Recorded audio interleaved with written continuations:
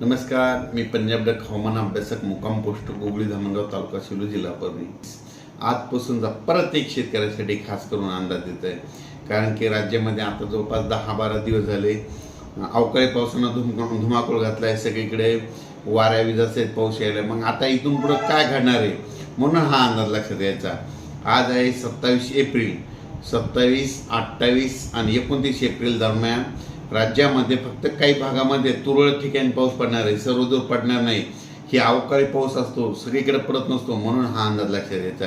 मग 27, 28, 29 दरम्यान सांगायचं झालं तर उत्तर महाराष्ट्राकडे तुरळक भागामध्ये, त्याच्यानंतर मराठवाड्याच्या तुरळक भागामध्ये आणि त्याच्यानंतर पश्चिम विदर्भाच्या तुरळक भागामध्ये पाऊस पडणार आहे, म्हणून हा अंदाज लक्षात यायचा.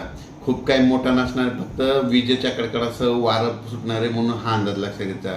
पण त्याच्यानंतर 30 एप्रिलपासून हवामान मात्र कोरडं व्हायला सुरुवात होणार आहे. 30 एप्रिलपासून तर जवळपास 8 दिवस हवामान कोरडं राहणार आहे. उष्णतेची तीव्र लाट येणार आहे.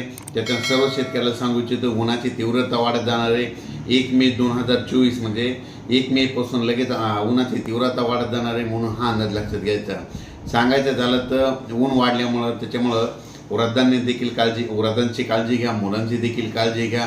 कारण की उन्हाचा पारा वाढत जाणार आहे आणि हे 6 तारखेच्या जवळपास आसपास असणार आहे, म्हणून हा अंदाज लक्षात येतो. पण सांगायचं झालं तर राज्यामध्ये फक्त आता खूप ठिकाणी काही पाऊस पडणार नाही, जास्त ठिकाणी पडणार नाही. फक्त उत्तर महाराष्ट्र, मराठवाडा आणि पश्चिम विदर्भातच तुरळक ठिकाणी 10-12 ठिकाणी समजा जिल्ह्याच्या वगैरे पडेल, म्हणून हा अंदाज लक्षात घ्यायचा.